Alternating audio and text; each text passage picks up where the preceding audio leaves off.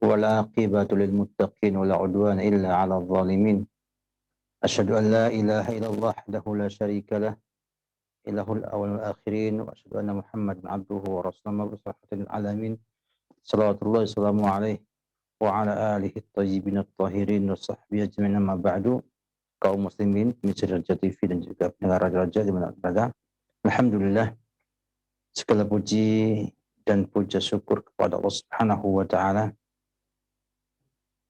Dialah zat yang paling berhak untuk dipuji, dipuja dan disembah oleh kita semua. Demikianlah tak terhingga jumlahnya nikmat yang telah Allah curahkan kepada kita semua, dan tak terhingga juga rahmat dan taufiknya terus dituangkan kepada kita sehingga kita masih tetap istiqomah di atas Islam dan di atas semangat untuk mengamalkan syariat Islam dalam kehidupan kita di dunia ini, dengan berharap istiqomahan dan hasil yang baik di akhirat nanti. Kaum muslimin rahimakumullah ta'ala, alhamdulillah, pada pagi berbahagia ini kita bisa melanjutkan kajian kita fikih usrah, masih berkenaan dengan fikih talak, berkenaan dengan permasalahan talak bain yang merupakan bagian daripada talak, dilihat kepada bolehnya rujuk dan tidak bolehnya rujuk.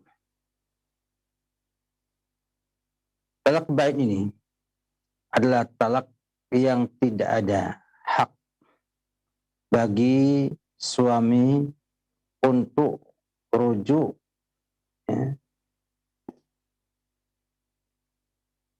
kepada istri yang telah talaknya tersebut. Sehingga kalau ada talak raj'i, talak di mana suami punya hak untuk rujuk kepada istrinya setelah masa iddah, dan talak bain sebaliknya, tidak ada di sana hak untuk rujuk, ya, kepada istri yang talaknya tersebut. Para ulama rahimahullah ta'ala mengatakan bahwa talak bain ini terbagi menjadi dua. Ada talak bain, ya, bainunatus sughra, dan talak bain bainunatu kubra. Ada di sana talak, ya, bain yang dia itu bainnya itu kecil. Artinya, ya, dia bisa menikahi, ya, bisa menikahi istri yang telah talaknya tersebut setelah masa iddah dan setelahnya, namun dengan pernikahan baru, dengan mahar baru, dan dengan akad pernikahan baru. Sedangkan yang kubro, ya, itu bila ingin kembali, maka dibolehkan menikahinya kembali setelah ada orang ketiga yang menikahinya dan menceraikannya dengan cara yang sahih.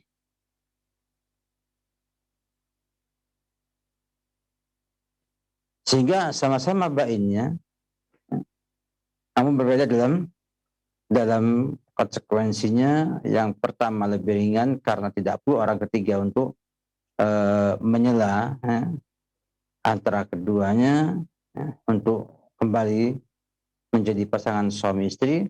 Sedangkan yang sukro tidak ada di sana penyela, yang kubro ada di sana penyela antara keduanya. Talak bain yang bainatus sughra, ya, adalah yang sang suami tidak memiliki padanya rujuk kepada istrinya kecuali dengan akad yang baru, dengan mahar yang baru.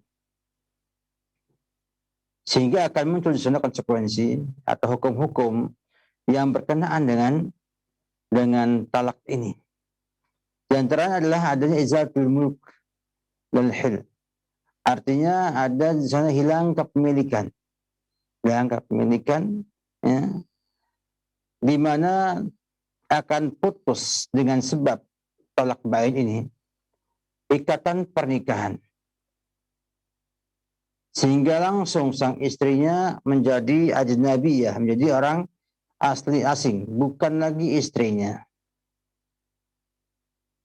Dan berakhirlah hak-hak istri, ya, hak-hak suami istri, ya, antara keduanya. Keduanya. Namun tidaklah ada di sini keharusan ada yang menghalalkan, ya, untuk itu.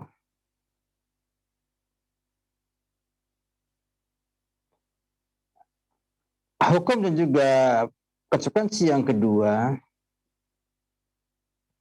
bahwa sang suami tidak memiliki hak rujuk pada masa iddah. Namun dia masih diperbolehkan untuk menikahi sang istri tersebut dengan keredoannya di tengah-tengah masa iddah dan setelahnya.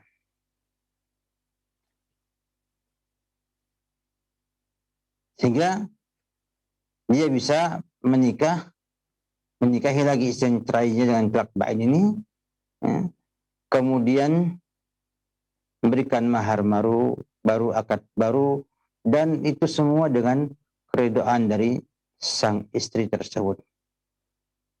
Kalau dalam raj'ah, dalam talak raj'i, ya, itu punya hak untuk rujuk di masa iddah, dan istri tidak ada hak untuk menolak rujuknya tersebut. Yang ketiga adanya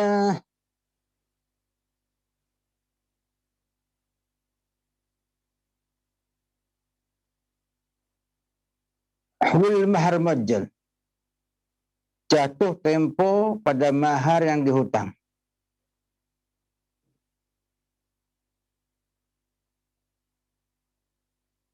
Yang keempat, tidak ada zihar, tidak ada ilah, ya, tidak ada li'an, dan juga tidak ada waris mewarisi antara keduanya. Kenapa? Karena ada bainunah, adanya perpisahan yang terpisah, ya, dengan sebab perceraian tersebut.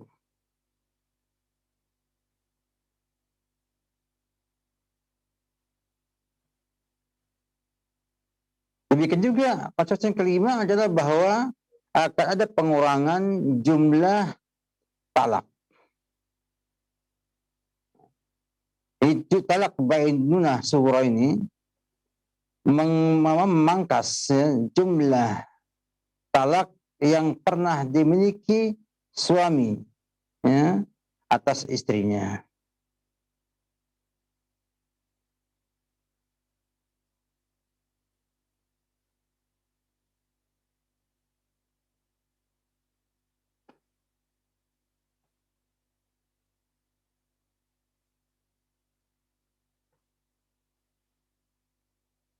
Kemudian apakah kemudian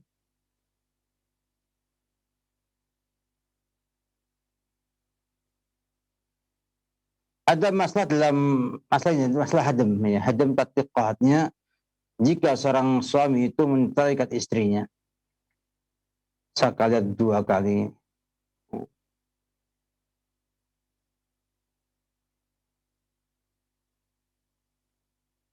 kemudian pisah, menikah dengan yang lainnya, kemudian dia kembali ke awal lagi. Apakah talak pertama atau kedua, ya, dari 3 talak tersebut kembali, ataukah berkurang? ataukah berkurang.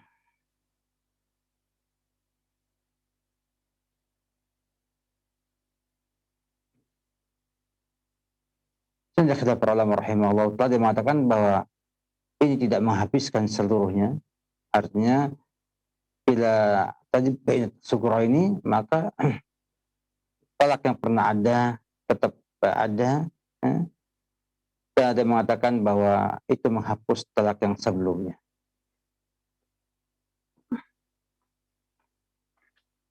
Baik. Kapan talak bain sugro ini terjadi? Ada beberapa keadaan yang dihukumi para ulama sebagai talak bainunatu sugro. Yang pertama, talak qabla dukhul. Talak sebelum hubungan suami istri. Gambarannya, bila seorang ini menikahi seorang wanita, sebelum dia kumpul, sebelum hubungan suami istri, menurut para ulama, dia telah menceraikannya.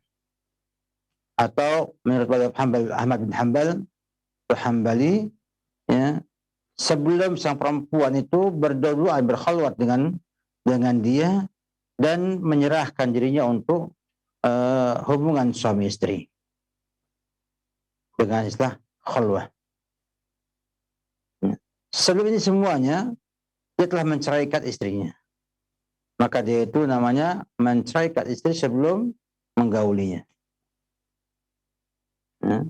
Maka dia masuk dalam bainatus sughra, bain sughra. Dalilnya adalah surat Al-Ahzab ayat 49. Allah berfirman, "A'udzubillahi minasyaitonir rajim, ya ayyuhalladzina amanu, idza nakahtumul mu'minati tsumma talaqtumuhunna min qabli an tamassuhunna wa qad fama lakum 'alaihinna min iddatin ta'taddunaha. Famatti'uhunna wa sarrihuhunna sarahan jamila." Wahai kaum mukminin, wahai orang yang beriman, jika kamu menikahi kaum mukminat kemudian mentalaknya sebelum menggaulinya, maka kamu tidak punya hak iddah dari mereka. Jadi tidak ada iddahnya. Sehingga begitu cerai langsung pisah dan bukan menjadi suami istri lagi. Ayat yang mulia ini menunjukkan bahwa wanita yang talak sebelum digauli tidak ada iddah padanya. Sehingga sang laki-laki tidak memiliki hak rujuk. Dan dia bukan talak raj'i, talak bain. Dan ini adalah ijma'nya para ulama rahimahullahu ta'ala. Dan hadis dan ayat ini cukup jelas menunjukkan bahwa fama lakum 'alaihinna min iddatin ta'taddunaha. Sehingga tidak ada sama sekali iddah bagi perceraian yang dilakukan sebelum adanya hubungan suami istri setelah pernikahan. Yang kedua adalah talak ala malin atau khuru. Menurut jumhur ulama.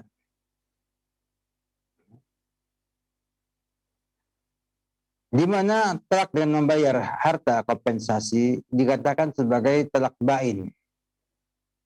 Menurut jumhur ulama rahimahullahu ta'ala. Kenapa demikian? Karena sang istri telah menyerahkan harta kepada suaminya dalam gugat cerai, agar supaya sang suami mentalak dia, itu tidaklah ada kecuali untuk dirinya memiliki dirinya dan juga untuk bebas daripada ikatan suami istri dengan suaminya tersebut. Dan ini tidak mungkin ada pada talak raj'i. di mana sang istri tidak punya hak untuk menolak rujuknya sang suami ketika tolaknya masih tolak raj'i. Beda dengan tolak bain ini. Sehingga para ulama bahwa dia termasuk tolak bain.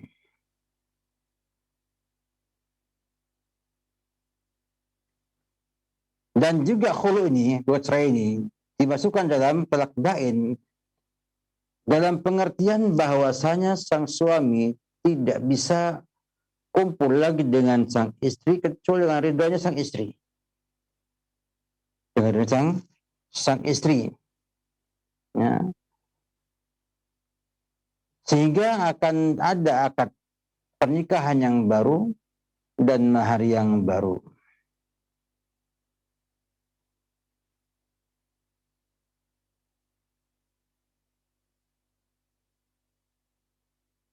Yang ketiga,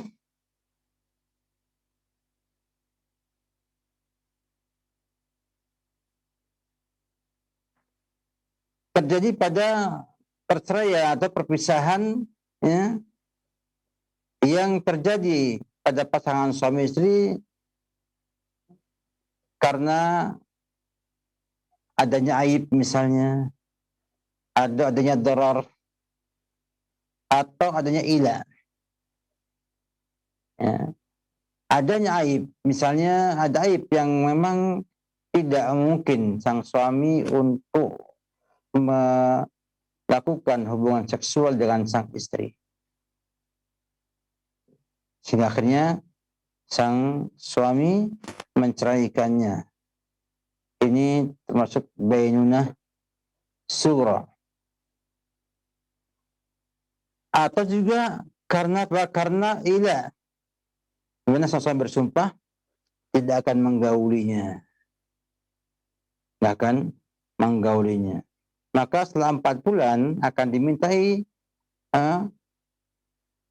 sang suami untuk menggauli sang istri atau ya, sang suami menceraikannya.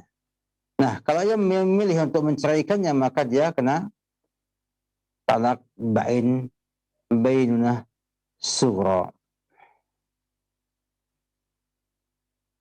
Sini sangat jelas sekali bagaimana talak bain sughra yang ada pada 3 keadaan tersebut. Adapun yang kubro atau yang bain kubro yang tidak ada suami memiliki hak untuk rujuk kepada istrinya tersebut, ya, tidak pada iddahnya juga setelahnya, ya, kecuali ya, dengan akad baru dan mahar baru dan setelah ia menikah dengan laki-laki lain dan hubungan suami istri, ya, lalu menceraikannya, baru kemudian masa iddahnya selesai, sang pertama boleh untuk menikahinya. Kita ambil contoh misalnya. Ada seorang mungkin anggaplah namanya John misalnya. Ya. Menceraikan istrinya dengan cerai bain kubro. Bain kubro. Dengan talak 3. Maka dia tidak punya hak untuk menikahinya dengan nikah yang baru, ya, kecuali setelah ada orang ketiga, misalnya namanya Joko misalnya, ya, yang menikahi istrinya tersebut dan ada hubungan suami istri bersamanya sampai sang Joko ini menceraikan si fulanah tersebut. Nah, terceraikan dengan cerai yang sahih, maka si Johnny bisa menikahinya dengan pernikahan yang baru, dengan mahar yang baru, dengan akad pernikahan yang baru. Ini namanya bainunatu kubra.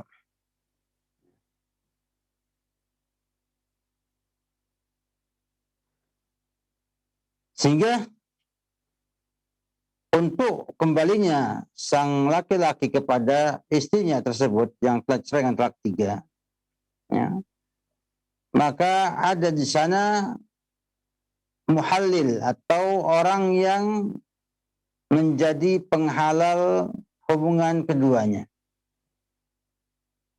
Yang ketiga ini artinya dengan sebab dinikah oleh pihak ketiga, maka dia punya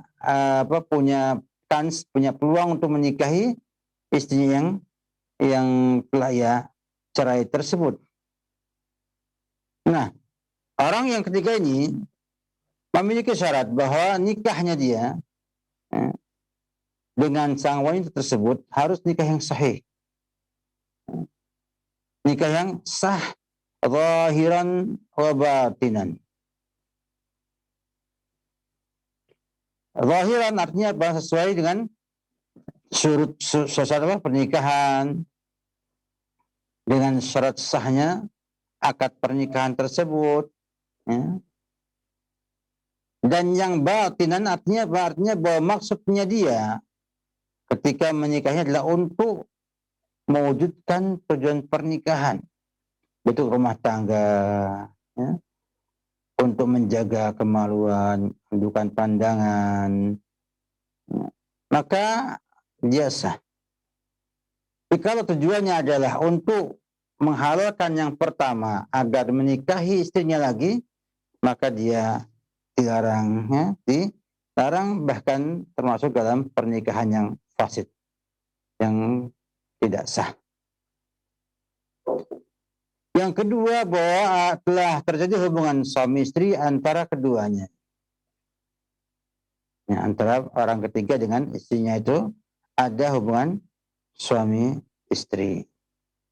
Ini dua syarat sampaikan para ulama rahimahullahu ta'ala bagi mereka yang telah mencerai dengan cerai 3 atau talak 3 dan ingin kembali membangun rumah tangganya.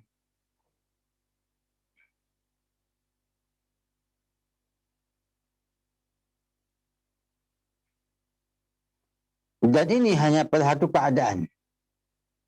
Itu ketika seorang itu telah menceraikan istrinya dengan talak 3. Dengan talak 3. Yang Allah seperti dalam surat Al-Baqarah ayat 230. Ya. Al-Baqarah ayat 229, ya. Dan 230. At-talaq marratan fa imsakum bima'ruf aw tasrihum bil ihsan. Talak ini adalah 2 kali, ditahan dengan ma'ruf atau dipisah dengan baik. Ini namanya talak raj'i. Kemudian pada ayat yang berikutnya, wa in talaqaha fala tahillu lahu min ba'du hatta tankiha zawjan ghairahu. Dan kemudian mentalak yang ketiga kalinya, maka tidak halal sang wanita untuk sang suaminya itu, ya, kecuali setelah menikah dengan suami selainnya. Inilah ijma' para ahli ilmi rahimahullahu ta'ala. Kemudian apakah kemudian muncul beberapa permasalahan saya para ulama rahimahullahu ta'ala, di antaranya adalah apakah jatuh talak 3 ini dengan lafaz cerai 3 atau 3 kali dalam satu majlis. Gambarannya ada seorang yang nyapa pada istrinya bahwa kamu saya talak 3, atau kamu ini saya talak, kamu saya talak, kamu saya talak 3 kali. Ini masalah yang masyhur. Umumnya Allah misal ada 3 pendapat para ulama dalam masalah ini. Yang pertama mengatakan bahwa jatuh talak 3 dan hukumnya mubah. Ini pendapatnya Syafi'i dan riwayat yang lama dari Ahmad dan Ibnu Hazm. Yang kedua, talaknya muharram. Talaknya muharram, diharamkan talak seperti ini, namun jatuh talak 3. Ini pendapatnya Abu Hanifah dan juga Imam Malik dan yang lainnya. Dan yang ketiga, jatuh talaknya dengan talak satu. Talak satu. Di antara dalil pendapat yang mengatakan bahwa jatuh talak 3.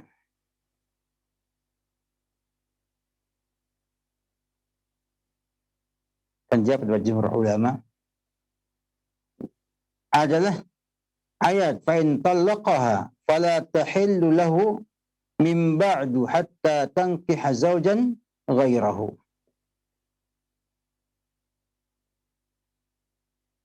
Sini Allah tidak sampaikan talak ini dengan misalnya talak itu terpisah ataupun tidak terpisah. Maka umumnya ayat ini mencakup pernyataan kamu saya talak 3 kali atau saya talak kamu setelah kamu dalam satu majlis.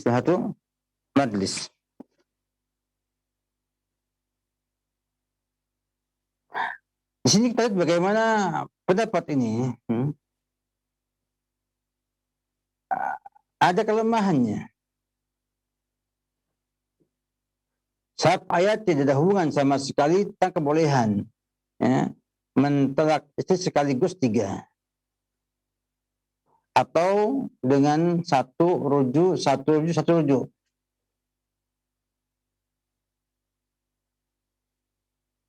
Sebab ayat ini hanya untuk menjelaskan apa yang menjadi keharusan bagi sang wanita untuk bersikap benar bila ingin menikah dengan suami yang lama tersebut. Ya, jelas sekali dikatakan bahwa fala tahillahu min ba'du hatta tankiha zawjan ghairahu. Sehingga dengan demikian tidak tepat dikatakan bahwa keumuman ayat ini mencakup ucapan salasah yang sekaligus ataupun yang 3 kali cerai, sekali rujuk, cerai lagi habis.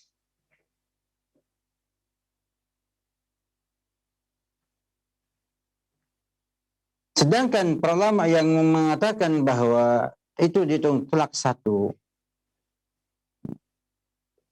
dia mangkul dari sebagian para sahabat dan juga dibela habis-habisan oleh Ibnu Taimiyah dan juga Ibnu Qayyim rahimahullahu taala, dan dia adalah pendapat mazhab Zahiriyah dan sebagian ulama Syafi'iyah, ulama Hanafiyah, juga pendapat sebagian ulama Malikiyah dan sebagian ulama Hanabilah.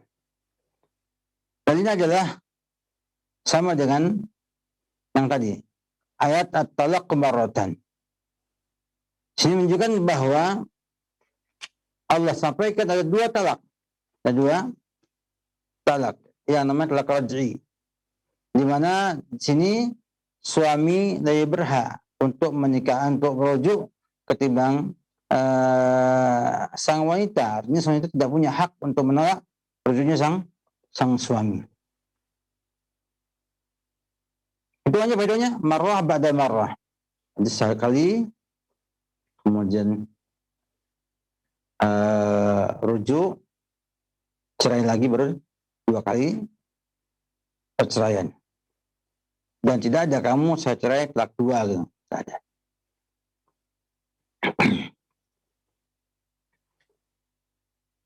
Sehingga kalimat fa'in talaqaha fala tahillu lahu min ba'du hatta tankiha zawjan ghairi, itu adalah hukum berkenaan dengan apa? Dengan konsekuensi daripada talak 3 tersebut.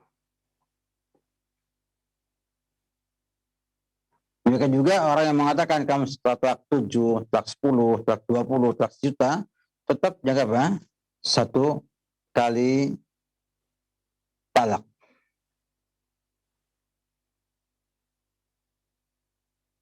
Dan tapan ulama mazhab bahwa ini yang paling kuat dari keduanya dan menjadi fatwa Syekh Muhammad bin Shalih Al-Utsaimin rahimahullahu taala.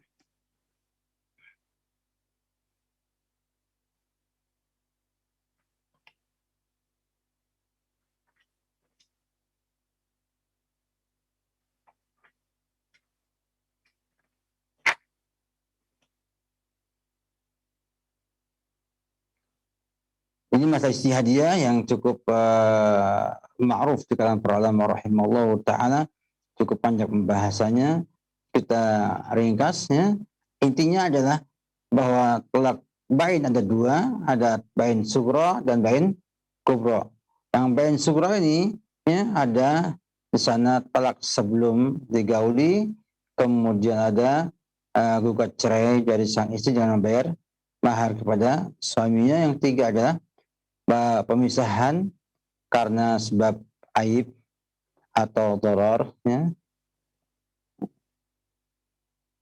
atau juga ilah, ya, sebagaimana telah sampaikan tadi. Yang kedua, talak bain kubro itu hanya pada satu keadaan, talak 3. Yang seorang menceraikan sekali, rujuk lagi, ceraikan lagi, rujuk lagi, ceraikan lagi, kemudian apa? Berlaku kaidah bahwa dia bukan lagi istri daripada sang laki-laki tersebut, dan ia kalau ingin kembali maka harus ada orang ketiga yang menikahinya dan menggaulinya serta menceraikannya dengan cerai yang sah. Begitu demikian tentang talak bain. Semoga bermanfaat. Wabillahi taufik.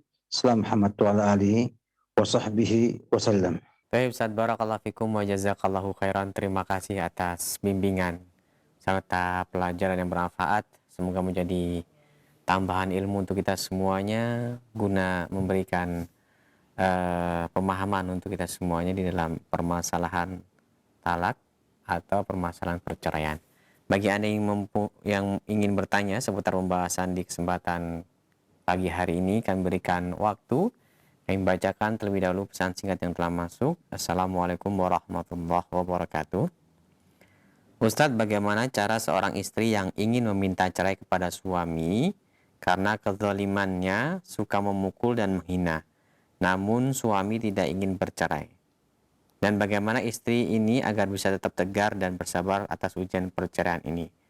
Jazakallahu khairan, Ustadz, silakan. Kasus yang disampaikan oleh ibu ini berkenaan dengan KDRT atau tentunya lebih mudah untuk bercerai bila bisa memberikan bukti-bukti KDRT-nya dengan cara gugat cerai atau khulu. Caranya mengajukan kepada sang suami. Bila suami tidak menerima, menolak, tetap tidak mau menceraikan, maka dia bisa mengajukan ke pengadilan dengan alasan KDRT tersebut untuk minta dipisahkan dari suaminya. Dan ada proses di sana, proses mediasi, pengecekan apa kasus yang ada, sampai pada keputusan sang pengadilan apakah diterima atau tidak pengajuan khulu tersebut. Bila diterima, dan ini biasanya diterima kalau memang ada bukti KDRT-nya, maka otomatis ibu terpisah dan bukan lagi istrinya suami tersebut. Ibu sudah terpisah, artinya tidak lagi menjadi istrinya dengan talak bain sughra. Dan suami punya hak untuk melamar lagi. Ya, ibu kalau ingin kembali dengan lamaran baru, dengan akad baru, dengan mahar baru, dan itu tergantung keridhaan ibu, maka otomatis akan ada perpisahan. Maka hendaknya ibu bisa membaca surat talak dalam keterangan Allah Subhanahu wa taala tentang sikap yang benar seseorang ketika menghadapi perceraian. Dan dengan cara bertakwa. Artinya ketika minta cerai tersebut tujuannya itu apa? Bila sudah untuk berniat ikhlas untuk bertakwa kepada Allah Subhanahu wa taala karena sudah tahan dengan kondisi yang ada dan membuat ibu kemudian sulit untuk beribadah dengan kepada Allah Subhanahu wa taala atau yang lainnya. Maka bila dasarnya adalah ketakwaan kepada Allah Subhanahu wa taala, maka Allah akan memberikan kepada ibu kekuatan dan jalan keluar dari semua permasalahan tersebut. Wa may yattaqillaha yaj'al lahu makhraja. Juga ayat setelahnya lagi wa yarzuqhu min haitsu la yahtasib, juga ada ayat setelahnya lagi wa may yattaqillaha yaj'al lahu min amrihi yusra. Sehingga apabila ibu mendapatkan kondisi seperti ini, ajukan ke pengadilan, kemudian bersabar. Bersabar menerima ujian Allah Subhanahu wa taala. Yakinlah Allah tidak akan menelantarkan kita. Bila kita itu mengamalkan syariatnya, bila kita itu mengamalkan yang terbaik untuk kehidupan akhirat kita. Buatlah diri kita ini sehebat Hajar, ibunya Ismail, yang ditinggal oleh suaminya di Mekah, di wadin ghairi zi zar'in, di tempat lembah yang tidak ada tumbuhan sama sekali, hanya diberikan 2 kantong kulit kambing.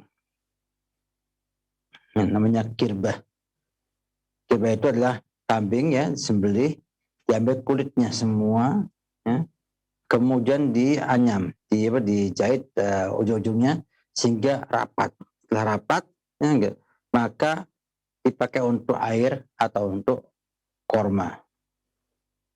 Kata Ibnu Hajar al-Asqalani, ditinggalkan untuk beliau berdua ini, Hajar dan Ismail anaknya, dengan 2 kantong. Kantong satunya air, satunya korma.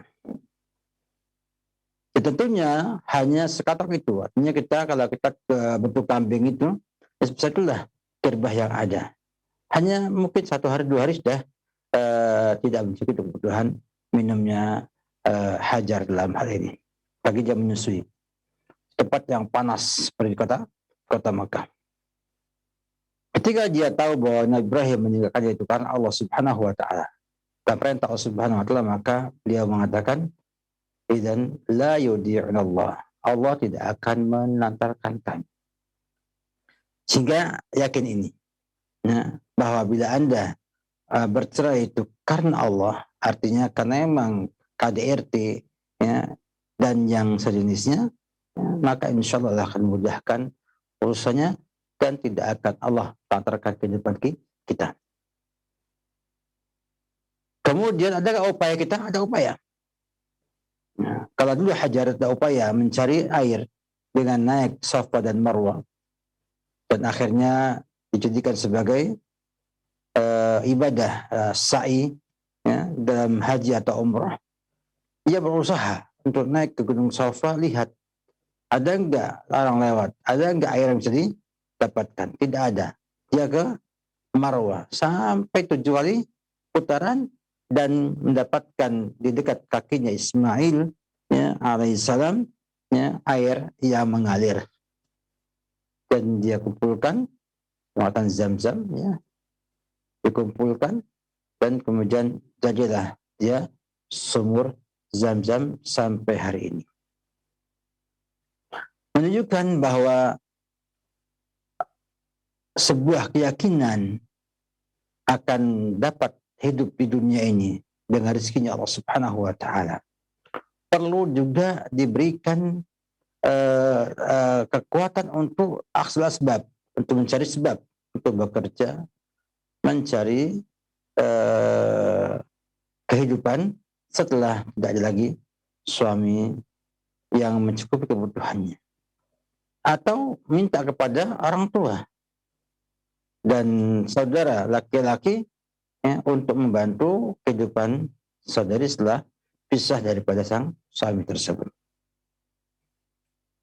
Yang ketiga adalah terus belajar agama dengan baik dan perbanyak ibadah kepada Allah Subhanahu wa taala, karena tidak ada yang sulit bagi Allah Subhanahu wa taala. Semuanya mudah. Ya. Masih rezeki sama kita mudah, masih jodoh juga mudah. Ya. Semuanya adalah akan mudah dengan apa? Bantuan dari Allah Subhanahu wa taala. Yang berikutnya keempat, diam. Tidak perlu mengukit-ukit kesalahan suami yang telah lalu. Anda bukan lagi suami istri, maka telah lalu jangan dibongkar-bongkar kemana-mana. Sudah diam, anggap itu adalah lembaran sejarah masa lalu yang sudah digulung. Ya. Kita buka lembaran sejarah baru dengan mengambil pelajaran atas sejarah yang telah lalu. Mungkin tadi pesan saya, wallahu a'lam bishawab. Barakallahu fikum wa jazakallahu khairan. Terima kasih Ustadz atas nasihat yang bermanfaat yang telah disampaikan. Semoga bermanfaat untuk yang bertanya khususnya, serta kita yang menyimak jawaban dari Ustadz di kesempatan kali ini. Selanjutnya kami bacakan kembali dari hamba Allah di Depok yang bertanya. Assalamualaikum warahmatullahi wabarakatuh Ustadz. Saya sudah bercerai dengan suami saya. Waktu menikah saya sudah mempunyai anak atau 4 orang anak, dan suami saya punya 3 anak. Bagaimana status hubungan anak-anak saya dengan bapak tiri dan saudara-saudaranya Ustadz? Mohon penjelasannya, silahkan Ustadz. Apabila saudari pernah bercerai, membawa anak 4, artinya janda beranak 4, kemudian menikah dengan laki-laki duda dengan 3 anak, maka pada asalnya ibu menjadi istrinya dia, dan anak-anak itu pada asalnya adalah tanggung jawabnya suami yang lama. Kalau dengan perceraian, kalau dia dengan kematian, artinya sang suami meninggal dunia, maka nafkahnya itu ada pada kerabat laki-laki. Ini bila sang anak tidak, sang suami yang pertama tidak meninggalkan warisan. Bila sang suami yang meninggal tersebut, yang pertama itu memiliki harta waris, maka semua dibagi sesuai dengan bagiannya, dan anak itu dibiayai dengan harta anak itu sendiri. Maka ini harta dia. Itu kalau untuk nafkah.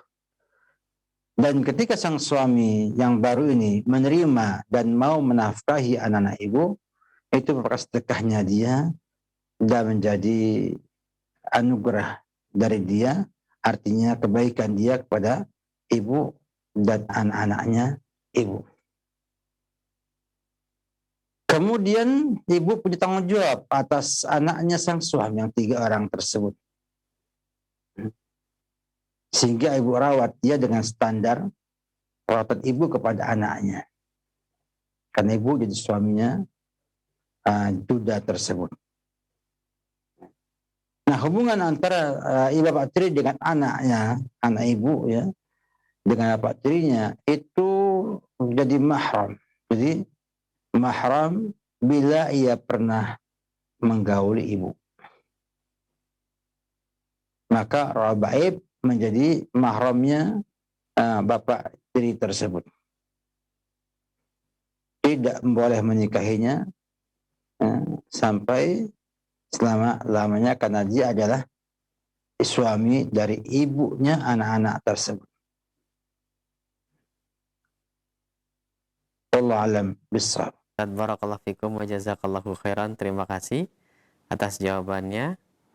Selanjutnya kami akan bacakan dari pesan singkat yang telah masuk kembali.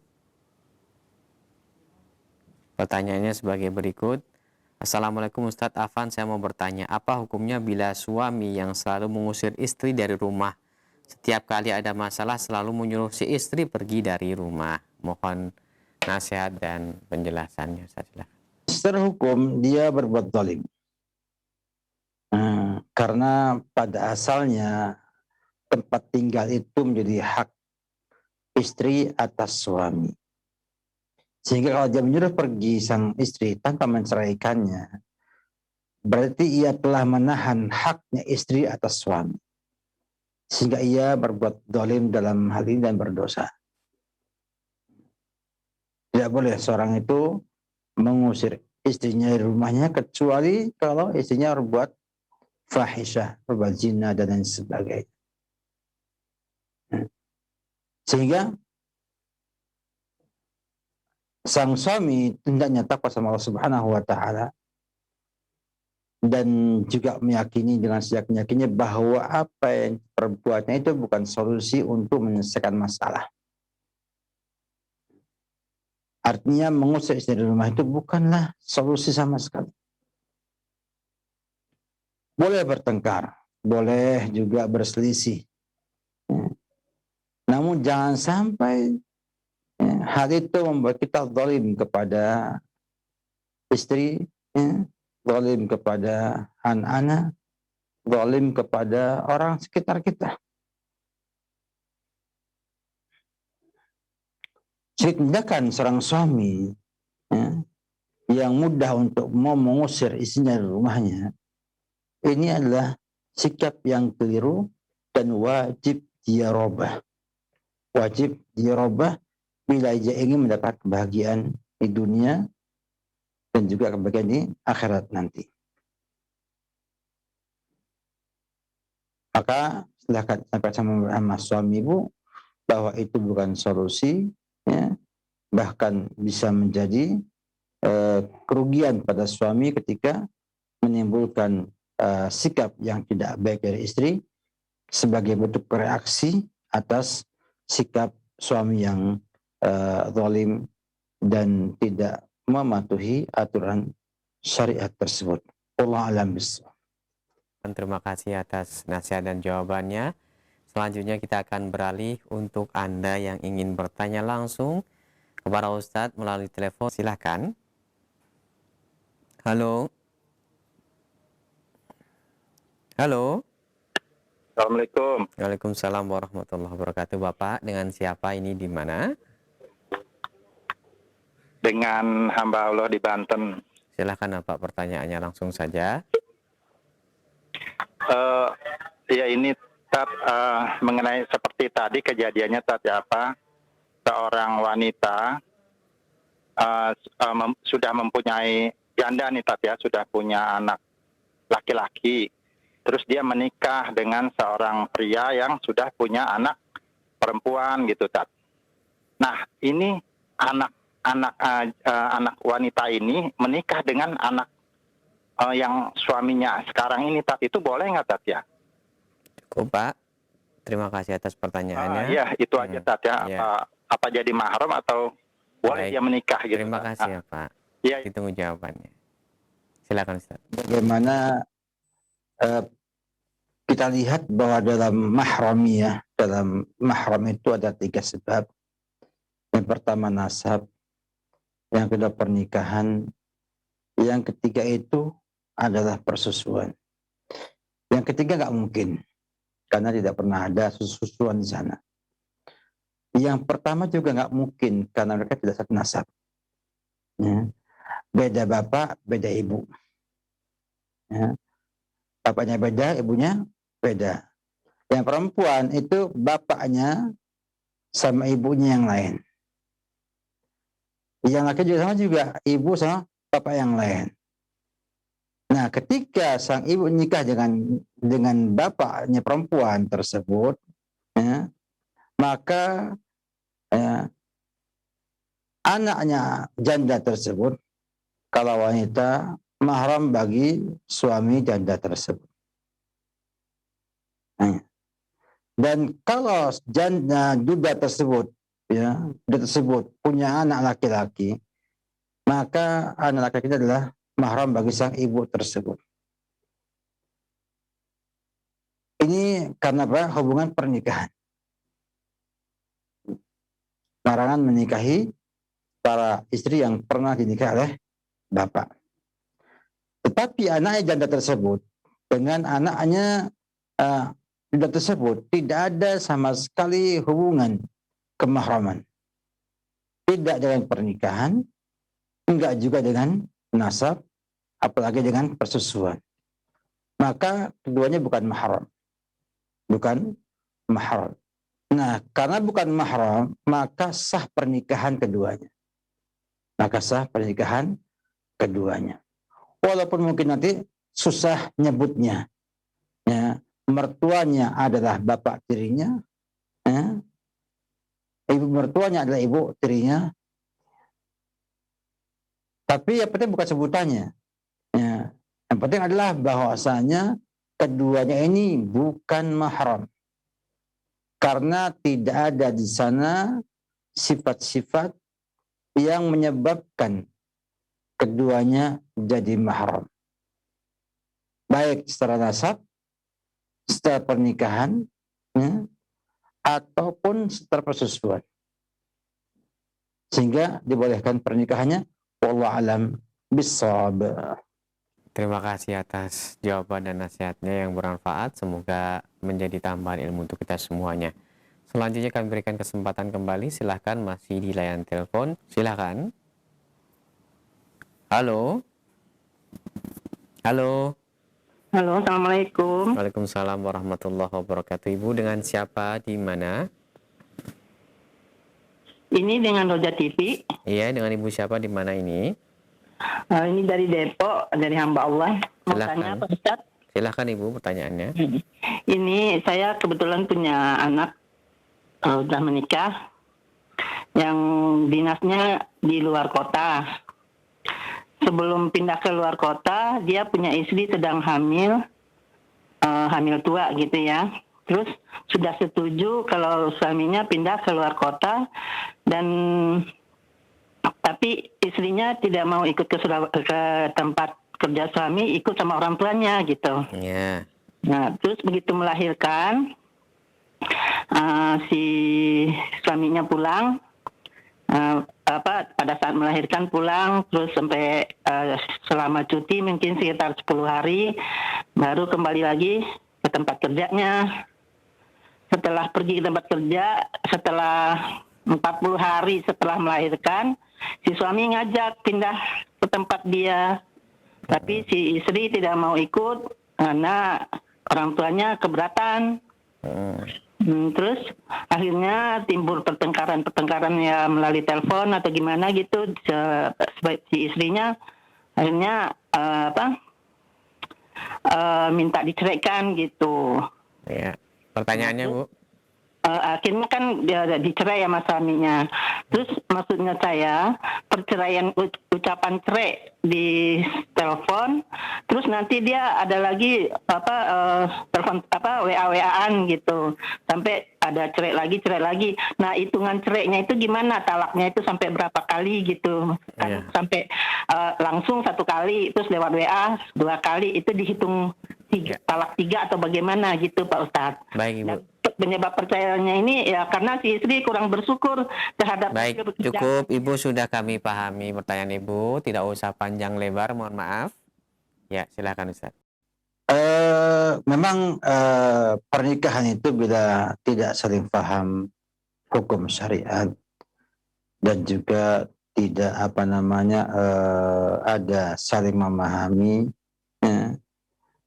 Ditambah lagi orang tua yang kadang-kadang saking sayangnya tidak bisa bersikap baik ya kepada anak dan menantunya. Ya. Ini permasalahan yang harusnya dihindari. Sehingga pertengkaran seperti ini itu tidak patutnya terjadi bila sang istri memahami hak kewajiban dia dan sang orang tuanya itu mendukung anaknya untuk menjadi istri yang solehah yang mendampingi suami dimanapun berada. Maka apabila alasannya itu semata-mata orang tuanya keberatan, ini sebenarnya sikap yang tidak baik. Tapi kalau memang misalnya melihat anaknya masih belum siap untuk pergi jauh, ya menyampaikan kepada sang suami bahwa anaknya belum siap untuk pergi jauh karena masih 40 hari misalnya atau kurang begitu sehat. Jadi damaikan. Tapi ketika saling ngotot mengotot muncullah pertengkaran itu. Dan akhirnya saya menceraikan dengan telepon, nggak puas tambah WA. Maka Allah alam hisab itu itibarnya satu.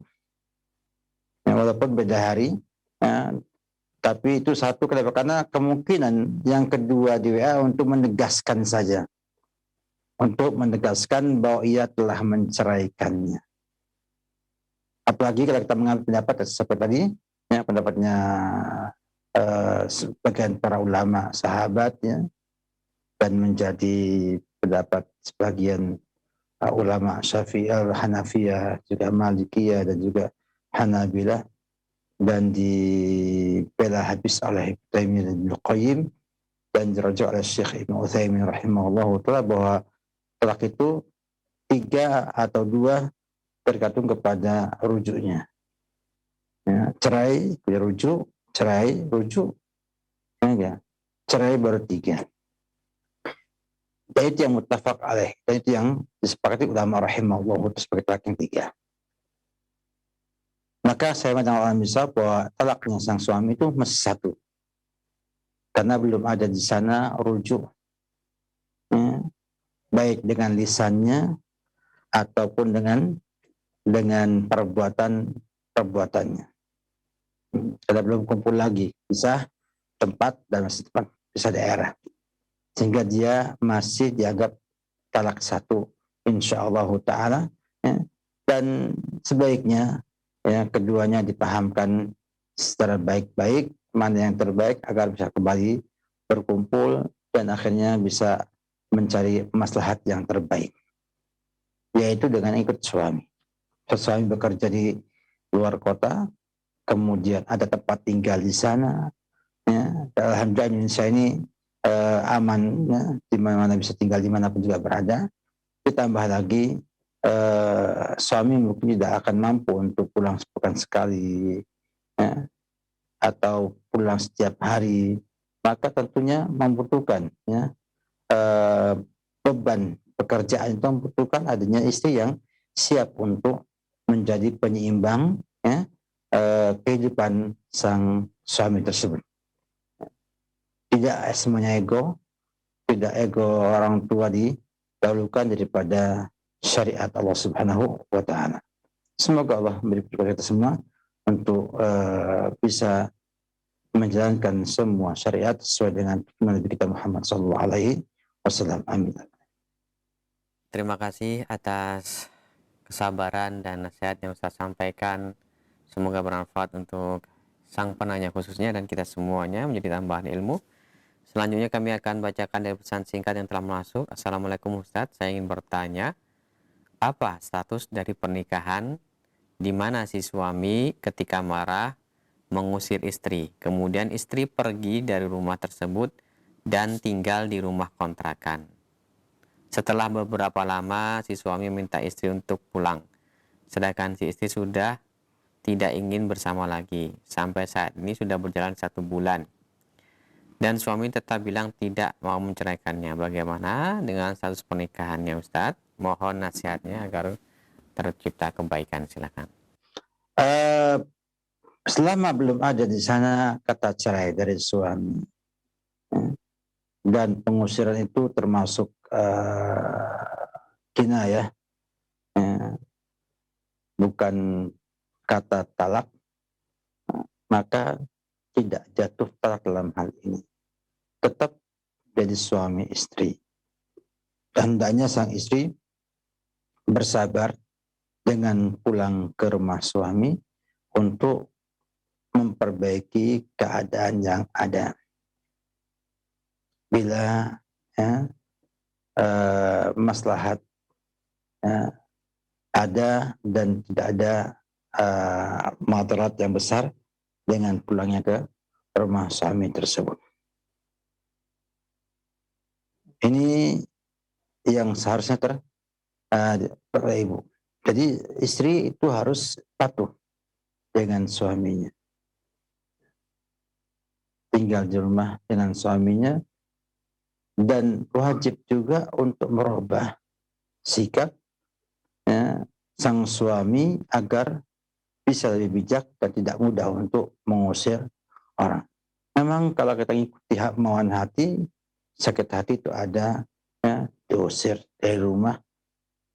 Saya pun mampu hidup sendiri dengan ngontrak rumah dan lain sebagainya. Namun Islam punya aturan cukup indah, dan bila kita itu amalkan sesuai dengan perintah Allah dan Rasulnya, jadi ketakwaan yang akan memberikan kebahagiaan pada kita minimal di akhirat nanti. Minimal di akhirat nanti.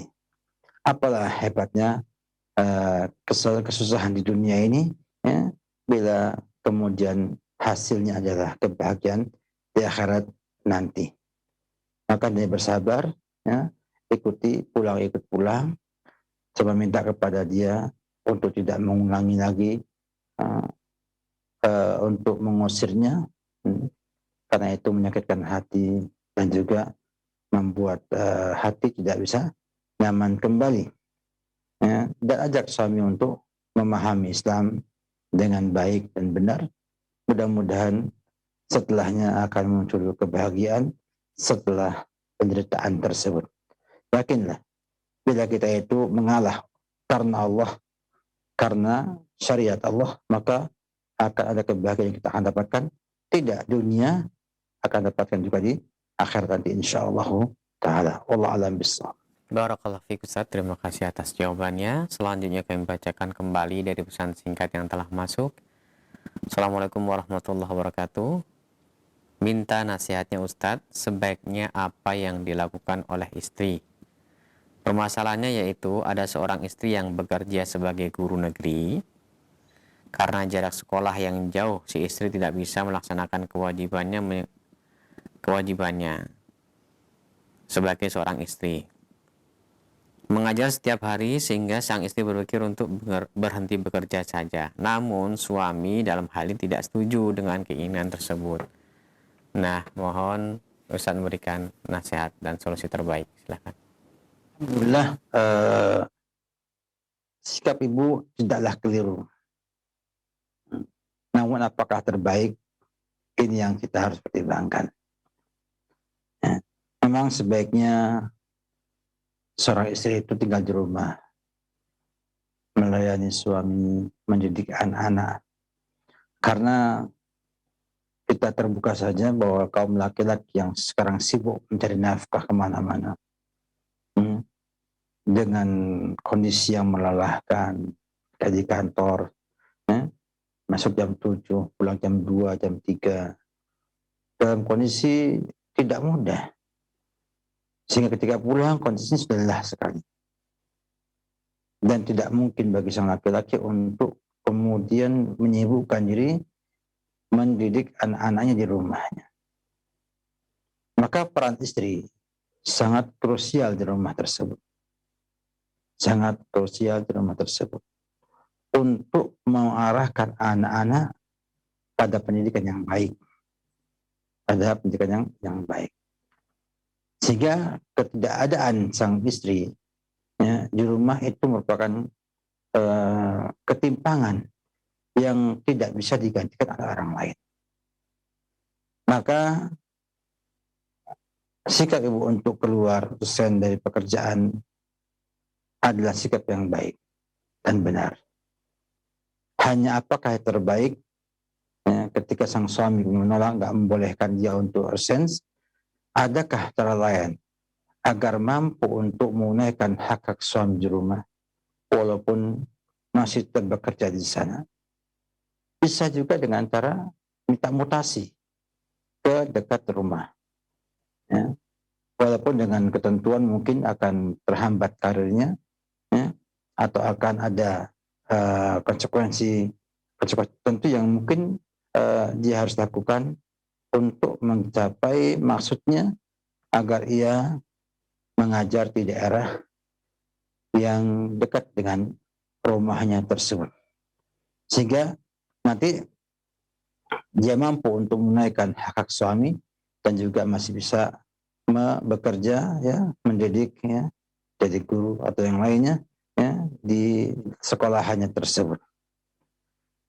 Karena saya lihat sang suami mengizinkan ibu untuk tetap mengajar, bahkan agak memaksakan. Maka ibu sampaikan sama dia, minta maaf, seperti ini mau tidak mau, saya tidak bisa maksimal memberikan apa yang saya janjikan sebagai kewajiban terhadap suami. Kalau suami mengizinkan dan memaafkan, maka ibu tidak masalah, tetap seperti itu. Tetap seperti itu. Tapi memang alangkah baiknya bila ada upaya untuk mutasi, ya, mutasi untuk tinggal di atau bekerja di sekolahan yang dekat dengan rumah, sehingga bisa membantu suami, bisa juga melayani suami, anak-anak, dan itu insya Allah lebih baik pada ibu.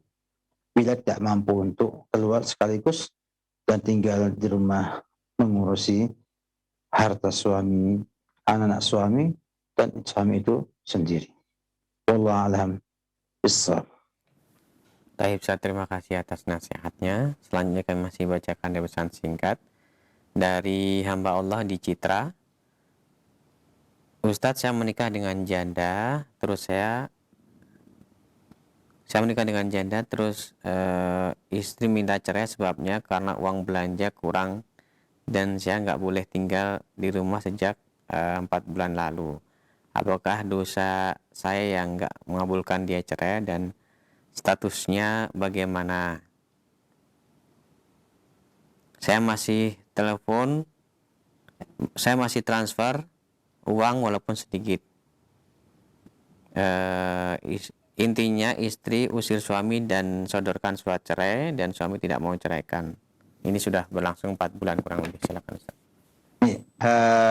Sebuah risiko ketika kita tidak siap, ya, berpoligami.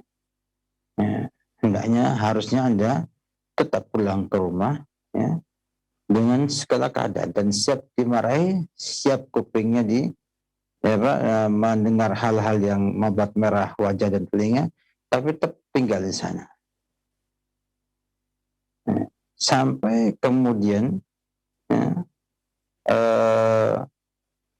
sang istri memahami bahwasanya sang suami tetap kekeh, ya, berpoligami dan mencoba untuk adil dengan kondisi yang ada.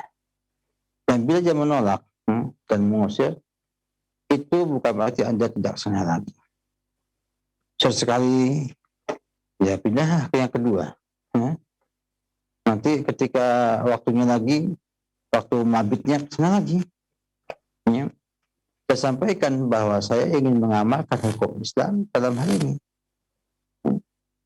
Nanti setelah kedua kali, tiga kali, sampai, ya, kita lihat bahwa orang yang mampu bersabar dengan tetap berusaha menunaikan hak-hak istri yang pertama juga, walaupun ditolak oleh istri yang pertama, ya, mudah-mudahan jadi sebab kebaikan bagi semuanya,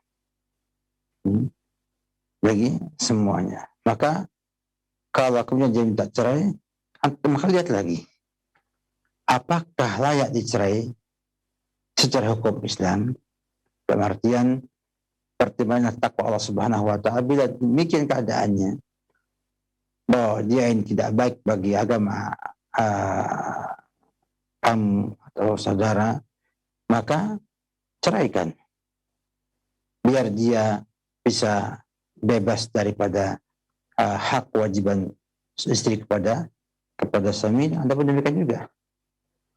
Nah, kekurangan harta di mana itu biasa aja. Dan alhamdulillah kalau kita mau usaha, ada saja rezeki yang bisa didapatkan. Toh masih tetap hidup ya sampai saat ini. Oleh karena itu, upayakan terus untuk menaklukkan. Yang pertama tadi, agar dia mengakui bahwa suami adalah orang yang kuat, yang siap dengan kondisi yang ada dalam menghadapi permasalahan tersebut. Nanti akan muncul ketenangan di hatinya bahwa suami saya walaupun berpoligami tetap sikapnya tidak ada perubahan sebagaimana sebelumnya. Ya, wallahu alam bissawab.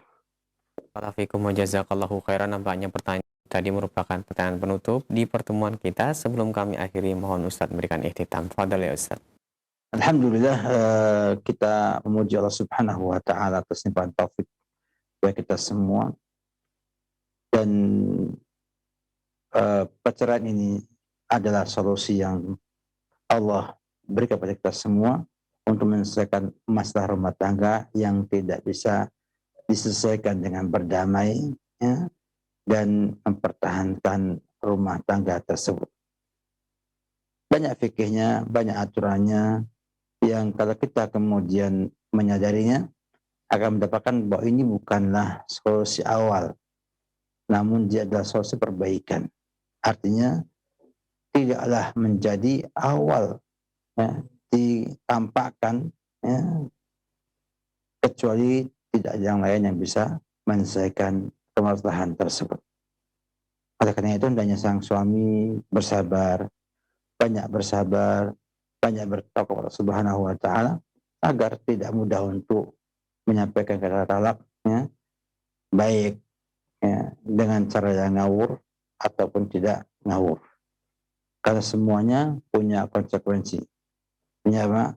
Konsekuensi yang berat ya, terhadap kehidupan pasangan suami istri, juga anak-anak di belakang mereka, yang kalau melihat anak orang tuanya ribut terus akan membuat kejiwaannya tidak baik, dan kalau kemudian perceraiannya tidak baik akan memberikan tekanan cukup besar kepada anak-anak tersebut. Dan syaitan atau iblis sangat senang bila melihat Bani Adam, anak manusia ini ada perceraian dalam rumah tangganya. Oleh karena itu, marilah kita semua ya, memperbaiki diri kita semua. Mudah-mudahan pandemi kemarin menjadi pelajaran kita bersama bahwa manusia itu lemah, tidak punya daya upaya kecuali dengan izin Allah Subhanahu wa taala.